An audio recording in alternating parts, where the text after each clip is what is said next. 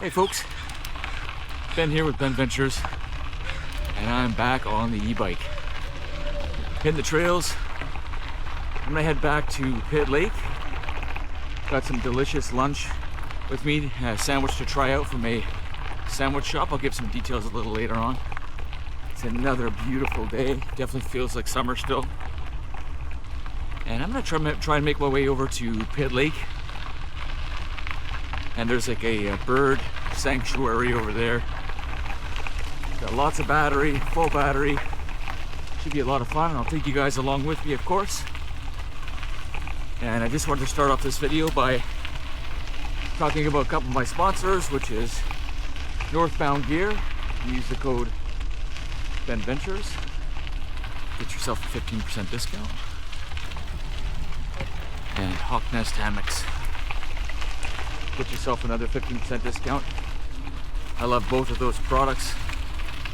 I use them as much as I can when I have time. They're just very well built, so check them out. I'll put the links in the description.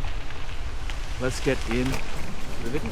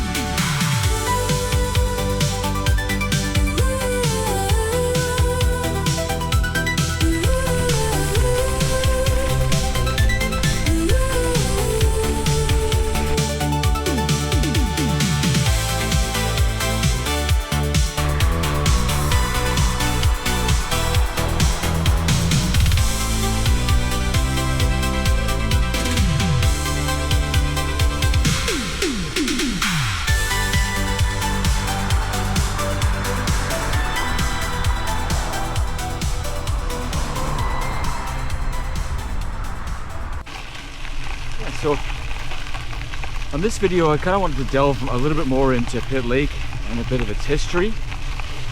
There's some interesting stories around some lost gold, and I had a previous video where I talked about the lost gold as well.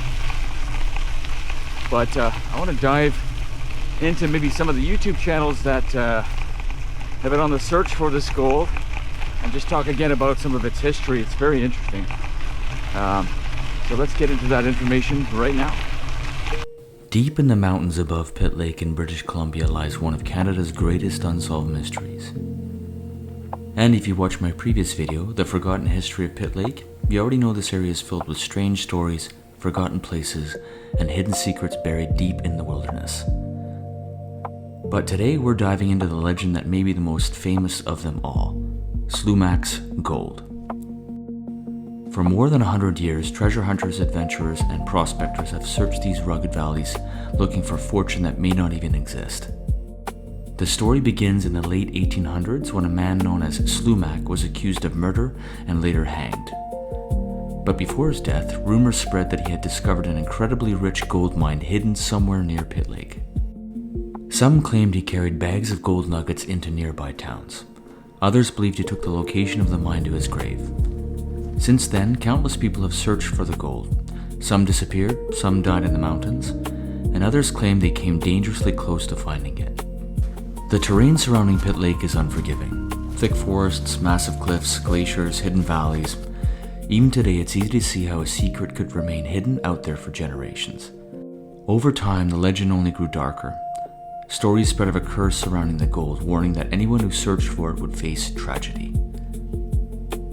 Yet despite the danger, people continue searching. Because somewhere in these mountains, there may still be a hidden fortune waiting to be discovered. Or maybe, Slumach's gold is simply British Columbia's greatest unsolved legend.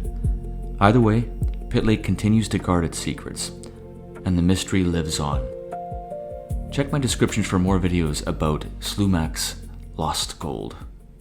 So I'm on the other side of the dike now, and the other side of the lake. I'm assuming if I follow this dike trail here, that it's going to take me where I need to be, where the bird sanctuary is. I'm used to going down the driving roads, so I'll see how far I can go on this trail and see if it takes me where I need to go, but if not, maybe I have to go back on the roads and figure it out. We'll see.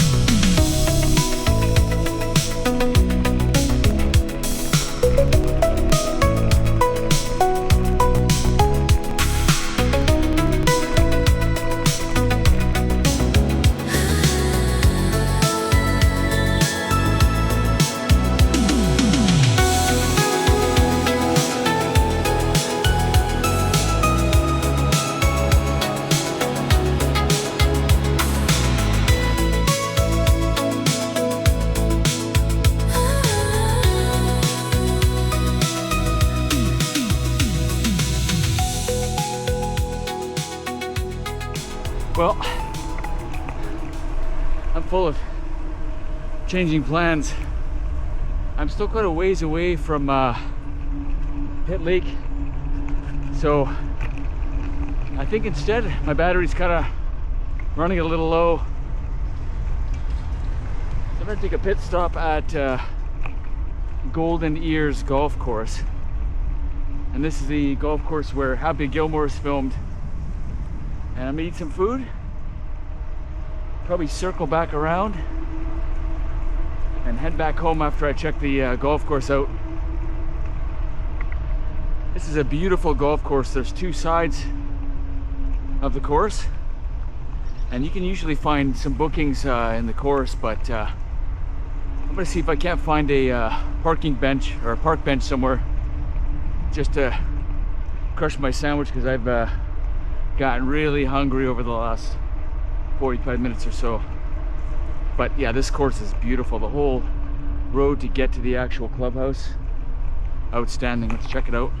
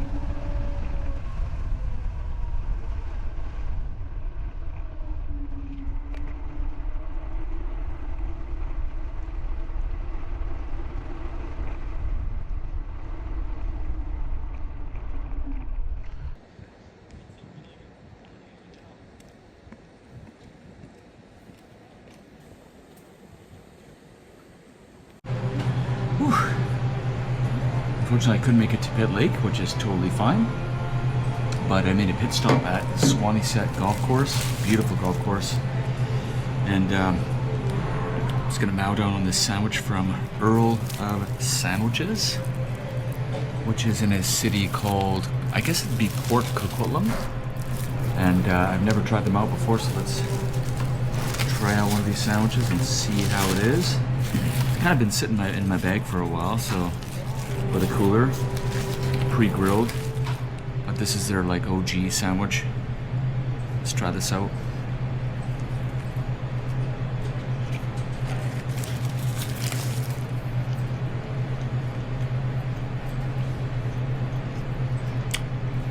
Not bad. It's my bad because it's cold, and I didn't have it when it was freshly grilled, so that's on me, of course, but not bad. The sauce and everything, I'd give it 7 out of 10. But I'm really hungry, so I'm gonna devour this. Well, let me tell you, there's worse places to stop than Swaneset Golf Course. It is beautiful here. And I think it's probably time for me to polish up my golf clubs and maybe set up a tee time in the next few weeks. Maybe I'll take you guys along with me. I'm a terrible golfer, but this is the first course I'm going to hit up for sure because it's gorgeous out here. And you can have weddings and stuff. The flowers are out. The greens are very well maintained. Awesome course. But given that my battery's pretty low, I think it's time for me to head back home. It's been a fun day, but I am pretty tired as well. Thanks for watching, guys, and I will see you on the next video. Cheers.